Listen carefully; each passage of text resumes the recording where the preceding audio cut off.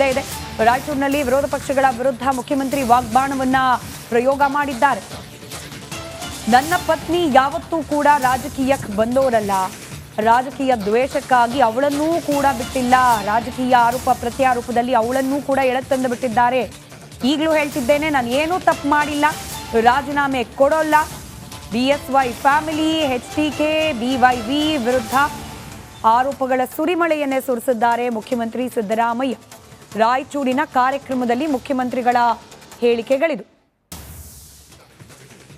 ಅಂತಂದ್ರೆ ನನ್ನ ಹೆಂಡತಿ ಯಾವತ್ತೂ ಕೂಡ ರಾಜಕೀಯಕ್ಕೆ ಬಂದವಳಲ್ಲ, ಯಾವತ್ತೂ ಕೂಡ ಹೊರಗಡೆ ಬಂದವಳಲ್ಲ ಅಂತೇಳನ್ನ ಇವತ್ತು ಬೀದಿಗೆ ತಂದಿದ್ದೀರಲ್ಲ, ಇದು ನ್ಯಾಯನಾ? ನೀವು ಒಪ್ಕೊಳ್ಳಿಕ್ಕೆ ತಯಾರಾಗಿದ್ದೀರಾ ಅಂತಕ್ಕಂಥ ಪ್ರಶ್ನೆಯನ್ನ ಇವತ್ತು ನೀವು ಕೇಳಬೇಕಾಗ್ತದೆ. ಯಾವತ್ತೂ ಕೂಡ ಬಂದವರಲ್ಲ. ನಾನು ಏನ್ ತಪ್ಪು ಮಾಡಿದ್ದೀನಿ? ನಿಮಗೆ 5 ಗ್ಯಾರಂಟಿಗಳು ಕೊಟ್ಟ ತಪ್ಪ? ಅನ್ನಭಾಗ್ಯ ಮಾಡೋದು ತಪ್ಪ? ಇಂದಿರಾ ಕ್ಯಾಂಟೀನ್ ಮಾಡೋದು ತಪ್ಪ? ಕ್ಷೀರ ಭಾಗ್ಯ ಮಾಡೋದು ತಪ್ಪ? ಕ್ಷೀರಧಾರೆ ಮಾಡೋದು ತಪ್ಪ? ವಿದ್ಯಾಸಿರಿ ಮಾಡೋದು ತಪ್ಪ? ಮಾತೃಪೂರ್ಣ ಕಾರ್ಯಕ್ರಮ ಜಾರಿಗೆ ತಗೊಂಡ್ಬಂದ ತಪ್ಪ? ನೀವೇ ಹೇಳಿ, ಏನ್ ತಪ್ಪು ಮಾಡಿದ್ದೀನಿ? ಏನ್ ತಪ್ಪು ಮಾಡಿದ್ದೀನಿ? ನಾನು ಯಾವುದೇ ತಪ್ಪನ್ನು ಮಾಡದೇ ಇದ್ರೂ ಕೂಡ ನನ್ನ ಮೇಲೆ ಕಪ್ಪು ಚುಕ್ಕಿಯನ್ನು ಇಡಬೇಕು, ರಾಜಕೀಯವಾಗಿ ಹಣಿಬೇಕು. ಸಿದ್ದರಾಮಯ್ಯನವರ ಸರ್ಕಾರ ಒಂದೇ ಒಂದು ಕಾರಣ ಏನಪ್ಪ ಅಂತಂದ್ರೆ, ನಾನು ಹಿಂದುಳಿದ ಜಾತಿಗೆ ಸೇರಿದಂಥವನು.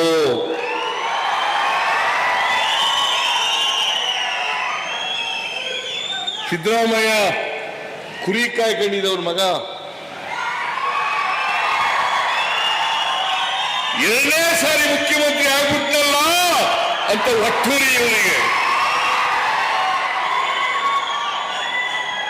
ಅಶೋಕನಿಗೆ ಒಟ್ಟೂರಿ, ಯಡಿಯೂರಪ್ಪನಿಗೆ ಒಟ್ಟೂರಿ, ಯಡಿಯೂರಪ್ಪನ ಮಗನಿಗೆ ಒಟ್ಟೂರಿ, ಕುಮಾರಸ್ವಾಮಿಗೆ ಒಟ್ಟೂರಿ.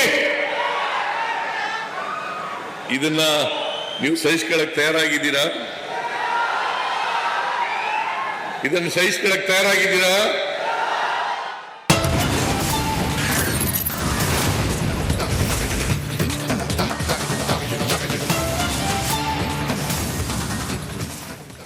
ಸಿದ್ದರಾಮಯ್ಯನವರ ಭಾಷಣವನ್ನ ಗಮನಿಸಿದ್ವಿ. ಪತ್ನಿಯನ್ನ ಕೂಡ ರಾಜಕೀಯಕ್ಕೆ ಎಳೆತಂದ್ರು ಅಂತ ಹೇಳಿ. ಇದು ಕೇವಲ ರಾಜಕೀಯ ಅಲ್ಲ ಅಂತ ಹೇಳಿ, ಯಾಕಂತಂದ್ರೆ ಇದು ಹಗರಣ ಆಗಿದೆ ಅನ್ನೋ ಆರೋಪ, ತನಿಖೆ ನಡೀತಾ ಇದೆ, ತನಿಖೆಯ ಆಯಾಮ.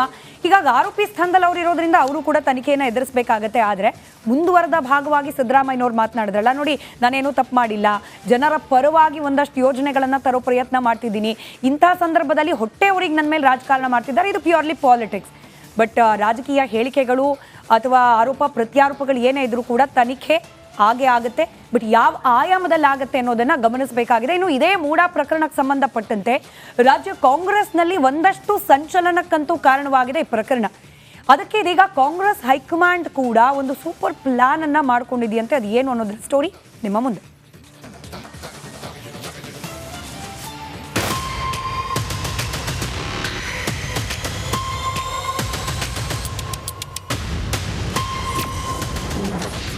ರಾಜ್ಯ ರಾಜಕೀಯದ ಮೇಲೆ AICC ಕಣ್ಣು, ಶಾಸಕರು ಸಚಿವರ ಸಭೆಗಳ ಮೇಲೆ ನಿಗಾ.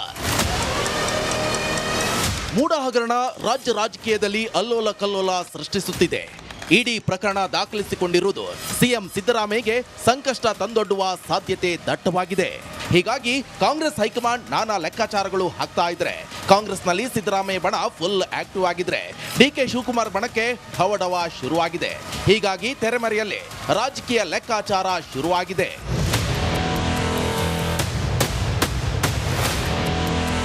ಮುಖ್ಯಮಂತ್ರಿ ಸ್ಥಾನದ ಮೇಲೆ ಒಳಗೆ ಸಂಘರ್ಷ ಶುರುವಾಗಿದ್ರೆ, ಈತ ಸಿಎಂ ಸಿದ್ದರಾಮಯ್ಯ ಜಗ್ಗಲ್ಲ ಬಗ್ಗಲ್ಲ ಅಂತಿದ್ದಾರೆ.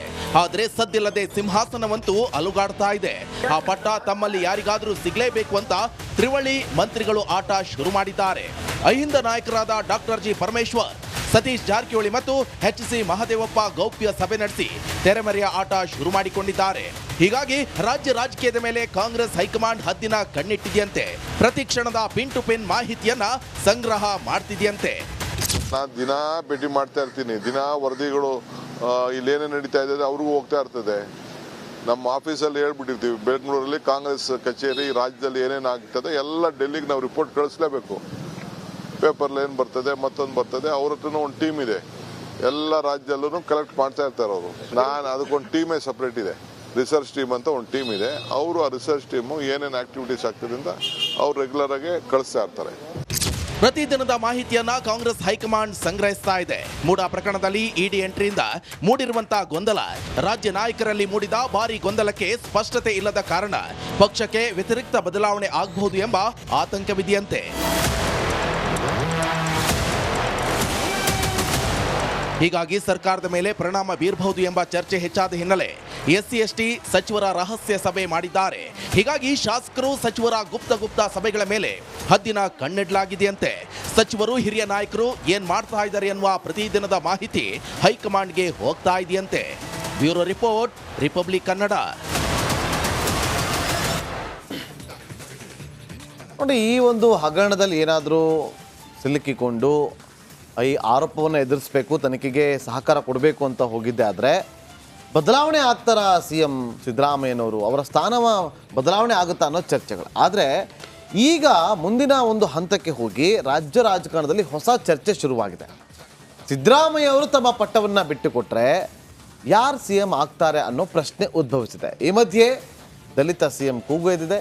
ಇದೀಗ ಇದಕ್ಕೆ ಅಂತಲೇ ಕೌಂಟರ್ ಕೊಡೋದಕ್ಕೆ DK ಬ್ರದರ್ಸ್ ಸಜ್ಜಾಗಿದ್ದಾರಂತೆ. ಅದೇಗೆ ಅಂತೀರಾ? ಈ ಸ್ಟೋರಿ ನೋಡಿ.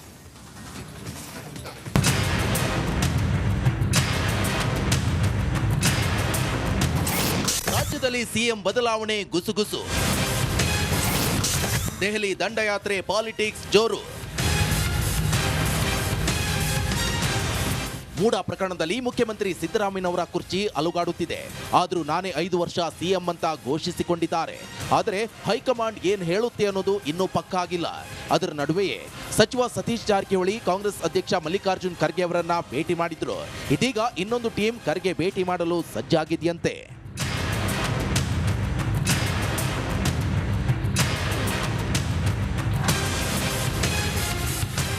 ಹೌದು, ಕರ್ನಾಟಕದಲ್ಲಿ ಮುಖ್ಯಮಂತ್ರಿ ಬದಲಾಗ್ತಾರಾ ಎಂಬ ಮಾತುಗಳು ಚಾಲ್ತಿಯಲ್ಲಿ ಇರುವಾಗಲೇ ಮುಂದಿನ CM ಯಾರು ಎಂಬ ಮಾತುಗಳು ಕೇಳಿಬರುತ್ತಿವೆ.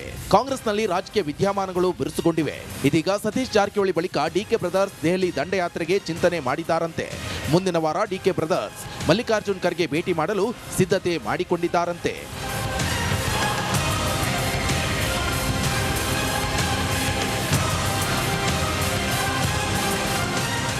ನನಗೆ ಗೊತ್ತಿಲ್ಲ, ನನಗೆ ಯಾವ ಇನ್ಫಾರ್ಮೇಶನು ಇಲ್ಲ. ಯಾವ ಇನ್ಫಾರ್ಮೇಶನ್ ಇಲ್ಲ, ನನಗೆ ಗೊತ್ತಿಲ್ಲ. ಸದ್ಯಕ್ಕೆ ಹೋಗುವಂತ ಅವಶ್ಯಕತೆ ಬಂದಿಲ್ಲ. ಸದ್ಯ ದೆಹಲಿ ಕಡೆ ಹೋಗಲ್ಲ ಎಂದಿರುವಂತಹ DCM DK ಶಿವಕುಮಾರ್, AICC ಪ್ರಧಾನ ಕಾರ್ಯದರ್ಶಿ KC ವೇಣುಗೋಪಾಲ್ ರಾಜ್ಯಕ್ಕೆ ಆಗಮಿಸುವ ಮುನ್ನವೇ ಹೈಕಮಾಂಡ್ ಭೇಟಿ ಮಾಡಲು ಪ್ಲಾನ್ ಮಾಡಿದ್ದಾರೆ ಎನ್ನಲಾಗ್ತಿದೆ. ದಲಿತ CM ಕೂಗು ಮುನ್ನೆಲೆಗೆ ಬರ್ತಾ ಇದ್ದಂತೆ